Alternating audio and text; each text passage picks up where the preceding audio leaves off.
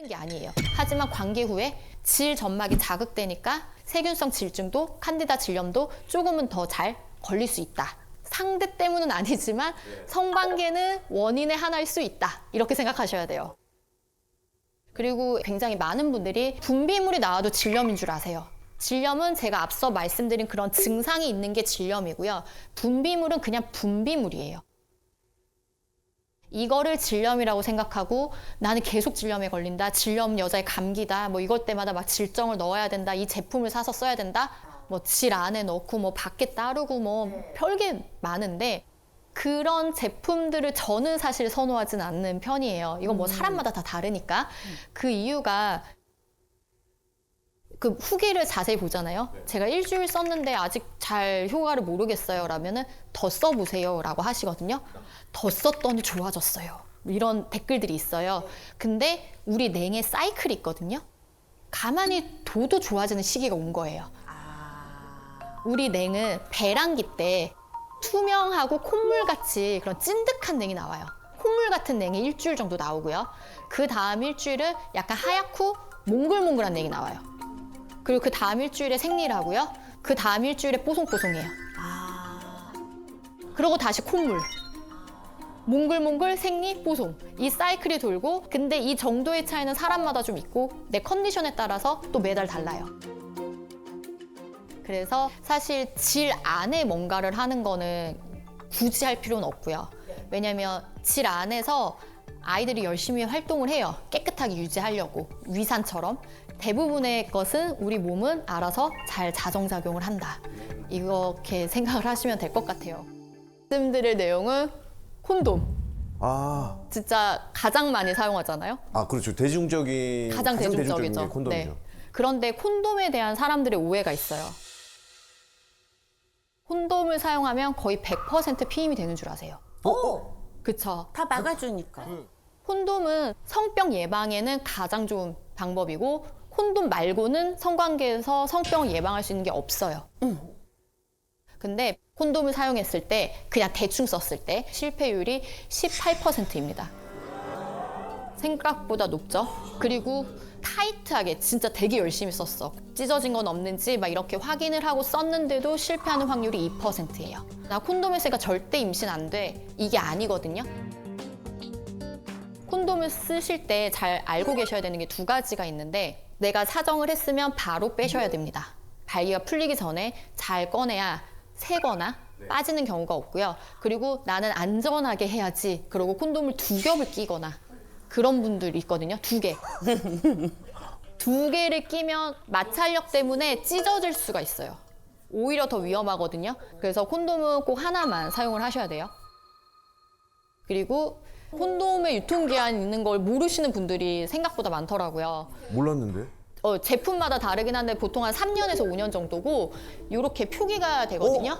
이거를 확인을 하시고 사용을 하시고 이 날짜가 지났으면 버려야 돼요. 그런 경우는 정말 찢어질 수 있어요. 삭는구나. 그쵸.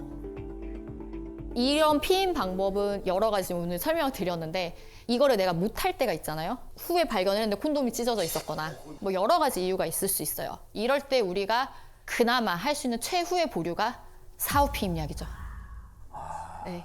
약간 사후 피임약이 이름도 좀 무섭잖아요. 네, 뭔가 네. 죽을 사 죽고 같고 나서. 인터넷에 봐도 거의 사약같이 써놨어요. 단어가 이거를 먹으면 막 이렇게. 네, 어감이 무서워서. 네, 그리고 이걸 한번 복용하신 분들이 막 저한테 이만큼 DM을 보냅니다. 선생님, 제가 이걸 먹었는데 이제 저는 앞으로 임신이 안 되고요. 저는 이제 앞으로 큰일 났고 나중에 평생 동안 저는 이걸 몇 번을 더 먹을 수 있을까요? 막 이렇게 오는데 그 정도의 약은 아니고요. 내가 나중에 임신을 함으로써 이루어지는 그 이후의 일들 이런 걸 생각을 했을 때 원하지 않는다면 사후 피임약 드시는 거를 망설이지 않으셨으면 좋겠고요. 사후 피임약은 72시간 이내에 먹는 약이 있고 120시간 이내에 먹는 약이 있어요. 2가지 종류가 있어요. 그래서 배란기 전이라면 72시간, 후라면 120시간짜리를 말씀드리는데 한 번만 먹으면 돼요.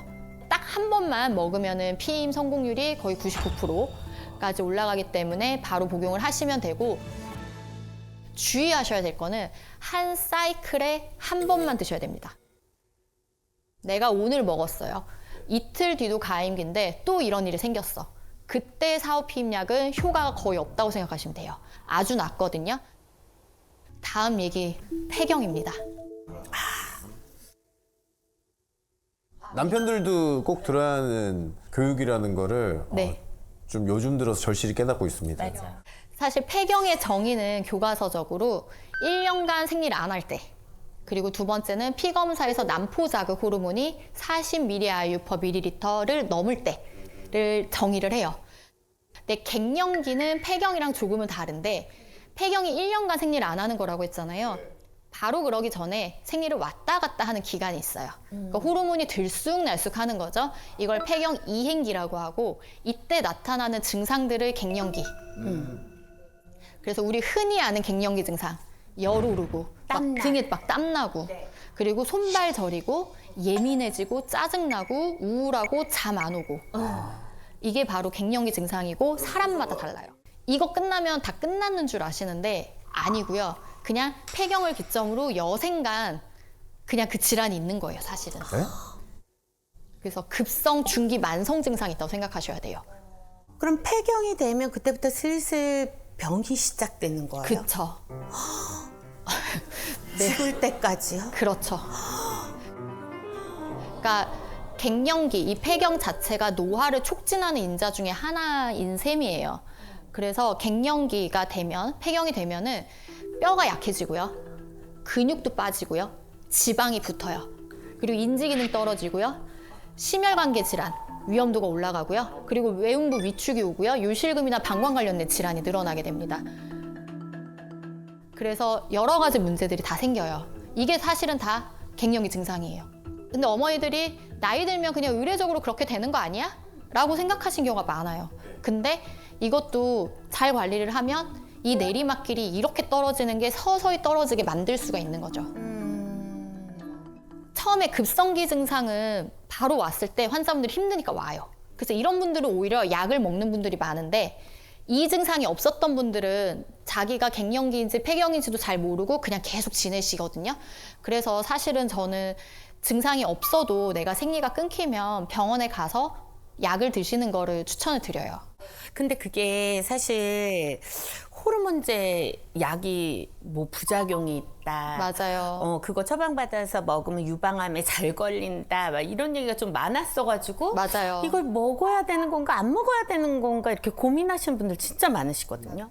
맞아요. 그리고 또 병원에 오시는 분들도 제가 먹으라고 하면은 선생님 그거 몸에 안 좋은데 그거 먹으면 어떡해요, 이렇게 말씀하시는 분들이 있거든요. 정확하게 말씀을 드릴게요. 단점 아까 제가 쭉 열거해드렸죠. 네. 이게 다 좋아져요, 폐경 호르몬제를 먹으면. 딱 하나 위험이 올라가는 게 유방암이에요. 아. 이 유방암도 먹는 사람이 다 올라가는 게 아니라 복약을 하고 약 7년 뒤부터 올라가요. 이 기간 동안에는 올라가지 않습니다. 대한산부인과학회, 대한폐경학회, 전 세계적인 산부인과 학회에서 나온 결론입니다. 담배 피는 사람 폐암 걸리는 그런 확률과 비교도 안 될 정도로 낮아요. 그러고 나서 7년 뒤부터는 어떻게 하면 되느냐? 올리지 않는 폐경 호르몬제로 바꾸시면 됩니다. 아. 폐경 호르몬제 중에 유방암 위험도를 전혀 올리지 않는 약이 이제 나왔어요. 그럼 처음부터 먹으면 비급여입니다. 비싸요. 7년 후부터 먹어야 되겠네. 그럼 앞에 그냥 처음부터 편하게 비급여인데 라고 얘기를 요즘에 젊으신 분들도 조기 폐경 얘기도 많이 네네. 있잖아요. 네. 언제가 조기 폐경으로 봐요? 조기 폐경은 정확하게 조기 난소 부전이라고 하는데, 난소가 기능을 못 하는 거고요. 그러니까 39살에 내가 생리가 끊겼다? 네. 그러면 그 조기 난소 부전이에요. 근데 41살은 네. 아니에요. 아. 그냥 폐경입니다. 그러면 원래 40부터 폐경이 와요? 정확한 폐경의 평균 나이는 51세. 그래서 보통 45세에서 55세가 가장 많습니다. 그래서 41살에 폐경이 됐다고 야, 걔 조기 폐경 됐대가 아니고요. 그냥 폐경. 그냥 폐경이네. 30대 때 폐경이 조기 폐경. 네, 그렇습니다. 옛날에는 폐경 전에 돌아가셨어요. 그랬잖아요. 환갑잔치 했잖아요, 우리가. 맞아요. 그 폐경이 되고 사는 시간이 한 10년, 20년밖에 안 됐어요. 근데 이제 50년 살아야 돼요. 맞아요. 그렇기 때문에 폐경을 얼마나 잘 준비하고 잘 보내는지가 여생에 너무너무 중요한 이슈가 됐거든요. 보면은 이게 이제 신체적인 것도 물론 중요하기는 하지만 우울감들이 굉장히 많으시더라고요. 맞아요. 사실은 갱년기 이제 폐경이 오면 딱 무슨 생각이 드냐면 이제 나 여자로서 끝났구나.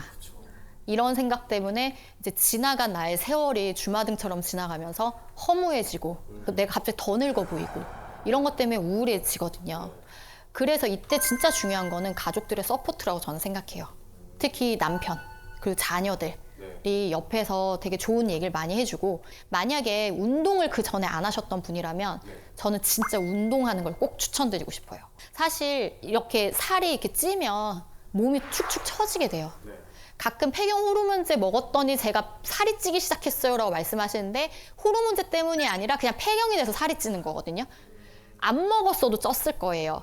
그래서 운동을 무조건 하셔서 지방을 줄이고 근육량을 늘려라. 근데 이런 거에 재미를 붙이거나 혹은 내가 평소에 하고 싶었던 취미 생활을 한다던가 하는 나 자신을 찾는 노력. 이제 50년 살아야 돼요, 더. 반 산 거예요.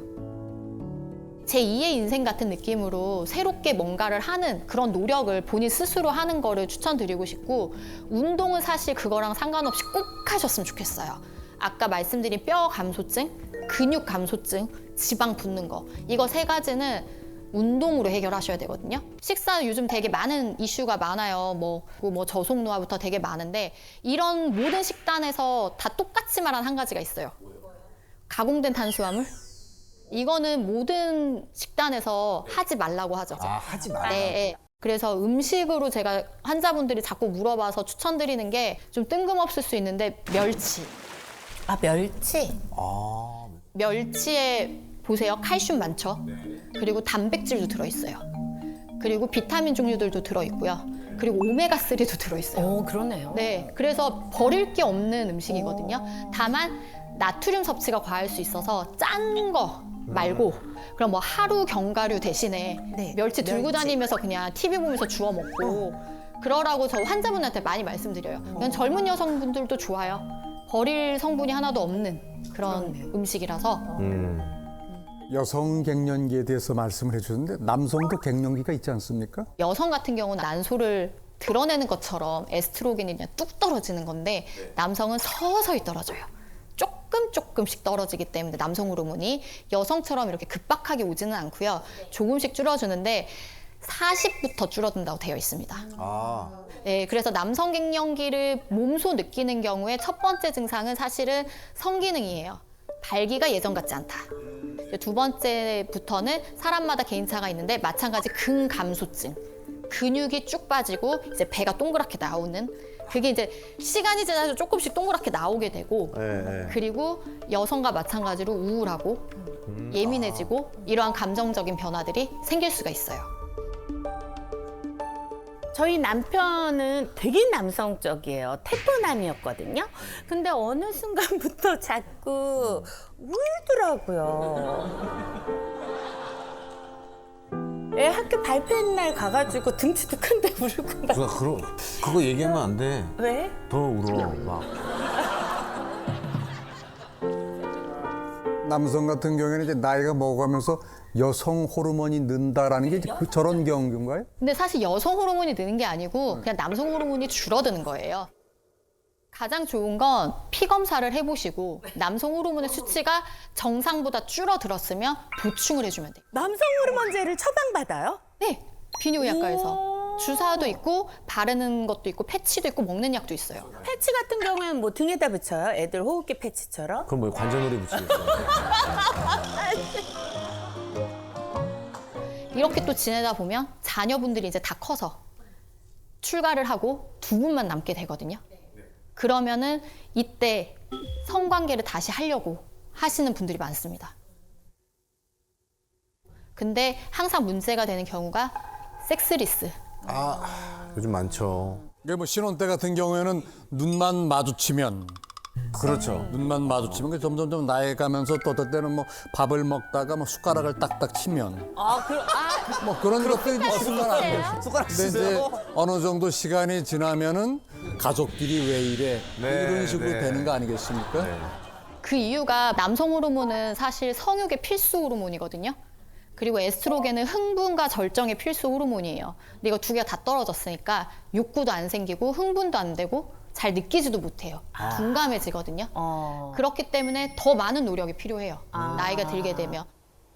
그런 걸로 병원에 오시는 60대, 70대 환자분들이 최근 늘고 있어요. 저는 너무 바람직하고 보기 좋다고 생각하거든요. 그런 분들을 보면 호르몬 치료를 안 했던 분들이 더 많고요. 그래서 어쩔 수 없이 의학적 도움을 받으셔야 되고요. 근데 받으면 가능해집니다. 네, 그래서 아유 이거 어차피 안 되는 거야, 우리 이제 아예 안 돼라고 생각하지 마시고 병원에서 도움을 받으시면 좋고, 이제 이게 다 해결이 됐다 그러면은 이제 두 분이서 관계를 잘 하셔야 되는 건데, 처음 시작이 어려운 거지 스타트만 끊으면 또 이게 흘러갑니다. 그래서 처음 스타트를 끊기 위해서 두 분이서 노력을 하시는 게 필요하고, 신체가 변화했잖아요. 그렇기 때문에 조금 더 상대가 만족할 수 있는 무언가를 서로가 해줘야 돼요. 그래서 그러기 위해서는 두 분이서 충분한 대화를 하셔야 돼요. 그래서 사실은 이게 성관계가 연인이나 부부 너무 중요하다고 생각하는 게, 왜냐하면 이걸 해줄 수 있는 사람이 한 명밖에 없어요. 뭐 밥은 다른 사람이랑도 먹을 수 있고 영화도 다른 사람이랑 보러 갈 수 있지만 이거는 내 남편, 내 아내밖에 못 해주는 거기 때문에 둘만 서로 해줄 수 있는 거기 때문에 저는 가장 배려가 필요한 행위이지 않나? 라고 생각을 해요. 나만 생각할 것이 아니라 상대를 무조건 배려해주고 생각해줘야 되는 게 성관계다 라고 생각을 하고, 서로에 대한 니즈나 충족 이거를 꼭 해줘야 되지 않나? 라고 생각을 해요. 이런 각 연령에 맞는 이러한 것들을 잘 듣고 도움이 되셨으면 좋겠고요. 잘못된 정보가 있으면 고쳐주시고 모두 예쁜 사랑 하시길 바라겠습니다.